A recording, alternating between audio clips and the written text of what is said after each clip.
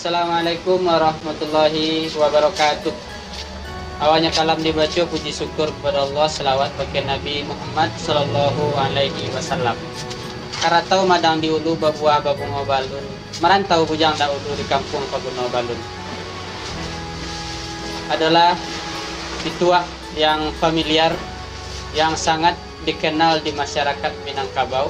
Apalagi bagi kita yang ketek-ketekku, ataupun bagi nan remaja nan kapoy merantau, ataupun nalah tamat sekolah nan kapoy merantau. Jadi pembahasan kita kini adalah berkaitan jo merantau. Di dalam Kamus Besar Bahasa Indonesia dijolekkan merantau itu artinya adalah berlayar. Maka sesuai dengan istilahnya, berarti merantau itu awak berpindah dari suatu tempat ke tempat yang lain dengan harapan awak berubah dari A berubah ke B.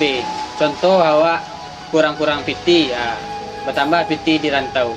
Maka prinsipnya di Minangkabau, kalau orang merantau itu sesuai pituah tadi, sejauh-jauh atau bangnya bangau, baliknya ke kampung juga. Kok ada bona lalu rumpui, bantiannya menjamah juga. Sejauh-jauhnya awak tobang itu baliknya ke ranah juga. Habis itulah pituahnya. Dan juga di dalam pituah tadi, karantau madang di ulu tadi, babuah babunga balun, merantau bujang da ulu di kampung Paguno Balun. Jadi di prinsip merantau di dalam hakikat orang Minangkabau adalah untuk berubah. Soalnya di kampung ulun Paguno lah. Jadi dicarilah kehidupan di rantau dengan harapan bisa berubah. Maka ada orang mengecehan, ulunnya ke pulang lah kalau ulun sukses. Nah, sekurang-kurangnya berkirim setiap tahun atau setiap bulan. Maka di Minangkabau dibagi ompek macam merantau.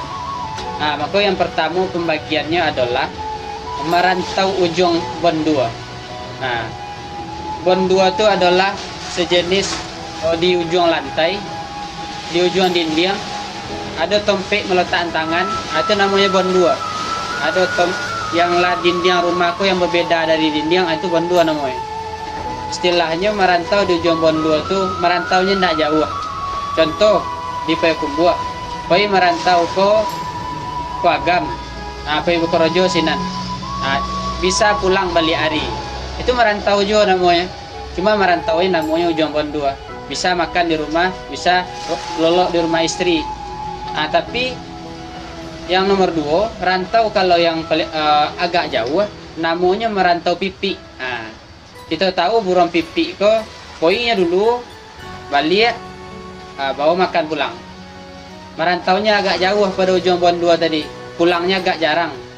Contoh, ambo di Suliki, poi merantau ke Padang. Kadang-kadang sebulan ambo di Padang sah. Kalau sebulan pulang gak 3 hari. Itu merantau pipi namanya. Agak jauh daripada merantau di ujung bondua.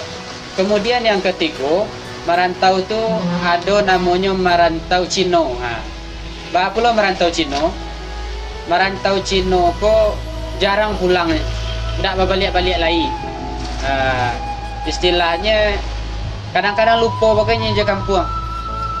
Contohnya ada program pemerintah dulu transmigrasi dari orang Jawa sampai ke Sitiwang, Damastraya, itu tidak pulang-pulang lah. Itu namanya salah satunya merantau Cino. Ini berkehidupan sinan, dagi lahan situ, dagi tanah situ berkembang. Dan jarangnya balik ke kampungnya, ke kampung asal. Itu namanya merantau Cino. Kemudian yang keempat, merantau dibagi pula. Yang terakhir adalah merantau dunia. Itu yang paling penting sebenarnya. Sebab ada itu, kalau lah merantau dunia aku istilahnya pindah alam. Contoh dari dalam kandungan lahir ke dunia, itu merantau namanya itu. Karena awak berperang melawan, berubah dari awak bergantung ke orang gaib sampai terpacak ke dunia. Itu berubah nama pindah alam. Kemudian dari hidup ke mati. Contohnya ambo meninggal, mati. Maka pindah alam, mulai dari di dunia, pindah alamnya ke alam bazrah.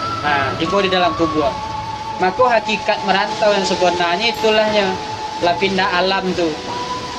Maka siapa yang beruntung nanti adalah yang banyak bekalnya, yang banyak yang nyobao di saat merantau tu. Ini akan merantau di dunia, cari bekal banyak-banyaknya untuk pulang kampung di akhirat. Nah, itulah pulang kampung secara hakikat, secara hakikinya itu pulang kampung yang sebenarnya.